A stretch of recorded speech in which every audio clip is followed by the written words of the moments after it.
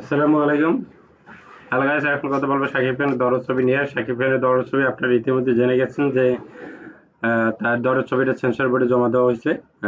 এখন uncut sensor পড়তে পেলেই হয়েছে। তাইলে তারা একটা ডেট ফিক্সড করে জানিয়ে দেবে যে আমরা অমুক দিনে হয়তো মুক্তি দেবো, হয়তো এখনো মুক্তি দিতে দিতে 1.5-2 মাস সময় লাগবে সম্ভবত। যেহেতু তারা সেন্সর বোর্ডে জমা দিছে, হয়তো ওখান থেকে কোনো কিছু কাটছাট করা লাগলে কাটছাট করবে, বা এই মুক্তি দিতে যদি একদম সরাসরি ভাবে মুক্তি দেওয়া যায় তাহলে দিয়ে দেবে। তো সম্ভবত সরাসরি বা ভালোভাবেই ওটা মুক্তি দিতে পারবে, ওটার ভিতরে তেমন ধরনের কোনো বাজে কোনো কিছু নাই। মুক্তি দিয়ে দেবে। তাই মুক্তি যদি দিয়ে দেয় তাহলে সেটা আসলে সাকিবিনদের জন্য একটা ঈদ হয়ে যাবে। আর যেহেতু অনেকদিন ধরে মানুষ এখন আর ছবি টবি দেখতেছে না, তো শাকিব খানের ছবির জন্য মানুষ এমনিতেই মানে চাতক পাখির মতো মনে করেন করে থাকে, অপেক্ষা করে থাকে যে আসলে তার একটা ছবি কখন আসবে না আসবে।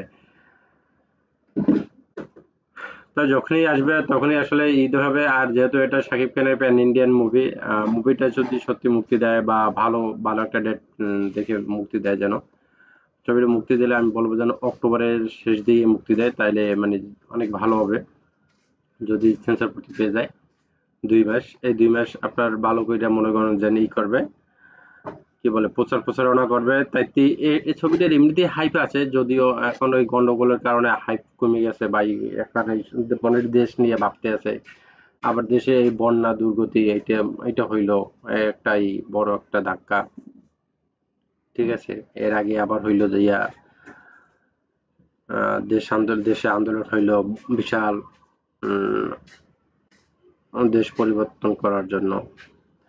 যাক, এটা আপনারা শুনে কার কাছে কেমন কি লাগছে আসলে, ছবিটা কে কে দেখতে চান বা ছবিটি কেমন হতে পারে, যেহেতু সেন্সর পড়তে জমাই হয়ে পড়ে গেল। আর মামুন ভাই এবার হয়তো কথা রাখছে। অনেক সময় হয়তো বলতে পারেন যে মামুন ভাই কথা দিত কথা রাখে না, আমি বলবো আসলে মামুন ভাইয়ের আসলে এটা দোষ না, এটা হয়ে যায়। মানে কথায় আছে না, যেমন অনেক সময় অনেকের সাথে মানে ঘটনা ঘটে যায়, সবার সাথে ঘটে না। এই ঘটনাগুলো আসলে কি সবার সাথে ঘটে না। আমার সাথে অনেক সময় অনেক কিছু ঘটে যায়, কিন্তু আমি সত্যি কথা বলতে কি আমি অনেক সময় আমি ওটা 100% পূরণ করি। কিন্তু 100% না, ধরেন 99%, 100% দেবো না। কিন্তু অনেক সময় আমার সাথে এমন এমন কাহিনী ঘটে যায় যেটা আমি দেখছি যে না, হাজার হাজার হাজার মানুষের সাথে ঘটে না। এই জন্য অনেক অনেক সময় কি মানে বিশ্বাস করা যায় না যে না, এই ঘটনাটা এরকম হতে পারে। তখন তো আওয়ামী লীগের ছিল একটা হ্যামতাম একটা পাওয়ার ছিল বা ছিল, তখন এটা নিয়ে অনেকে আলোচনা সমালোচনা করছে। প্লাস মামুনকে এমনিতেই আসলে একটু দাবাই রাখার জন্য করছে। আর মামুন এমনি একটু আলোচনা থাকতে পছন্দ করে না, কি জানি না। এই জন্য হয়তো কথা দিয়ে আবার কি দেখেন একটা বিশ্ব জটিলতার কারণে, একটু জটিলতা বলতে কি যেন হয়তো বিষয় হচ্ছিল না যে 1 সপ্তাহ পর হবে, এক দেশ থেকে আরেক দেশে, এন্ড সে টাইম মতো সেটা করতে পারে নাই কেন, এন্ড সেটা নিয়ে যেমন এর ক্ষেত্রেও কিন্তু হয়েছে। ওর নাম কি, এই তুফান ছবি করছিল রায়হান রাফি, রায়হান রাফির ক্ষেত্রেও কিন্তু হয়েছে। কিন্তু সেটা নিয়ে কিন্তু কেউ তেমন কোনো আলোচনা করে নাই। সেটা সেই ছবিটা মানুষ থামাই দেওয়ার জন্য অনেকভাবে অনেক চেষ্টা করছিল, পারে নাই। এই ছবিটা নিয়ে মানে অনেক ধরনের মানে তলে তলে মানে পলিটিক্স ছিল যে সাকিব খান তো প্যান ইন্ডিয়া চলে গেছে, তাইলে এই ছবিটাকে কিরকম বাধা দিয়ে রাখা যায় বা কিরকম কি করা যায়। অনেক চেষ্টা করছে ভাই, অনেক চেষ্টা করছে।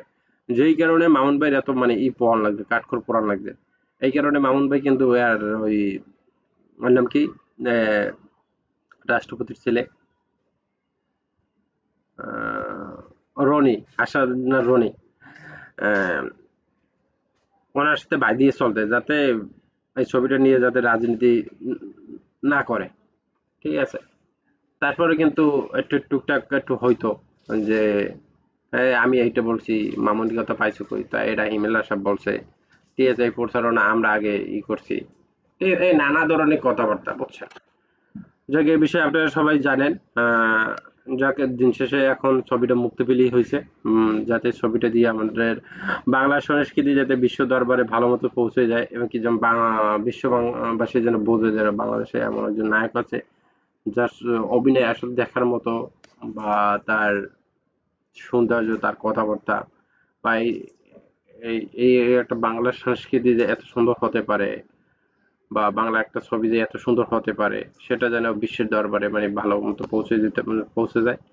এবং কি বিশ্ববাসী যেন বোঝে যে না আসলে বাঙালিদের জিনিসগুলো আমাদের দেখা উচিত, বা সেখান থেকে আমরা যাতে বাইরে থেকে আমরা যাতে মনে করেন এই ডলার আনতে পারি সেই চেষ্টা করবেন বাংলাদেশে। এটাই এই জন্য আপনারা ছবিটা বেশি বেশি আহ, দেখবেন। যারা প্রবাসী বাঙালি আছেন আর যারা বাংলাদেশে আছে তারা তো অবশ্যই দেখবেন, এবং কি বেশি বেশি এই ভিডিওটা প্রচার করবেন যাতে সবাই জানতে পারে। ঠিক আছে? আপনাদের কাছে কার কাছে গিয়ে মানে কি রকম লাগছে সেটা অবশ্যই কমেন্ট করে জানাবেন। আজ এ পর্যন্তই, সে পর্যন্ত ভালো থাকুন। আল্লাহ হাফেজ। আসসালামু আলাইকুম।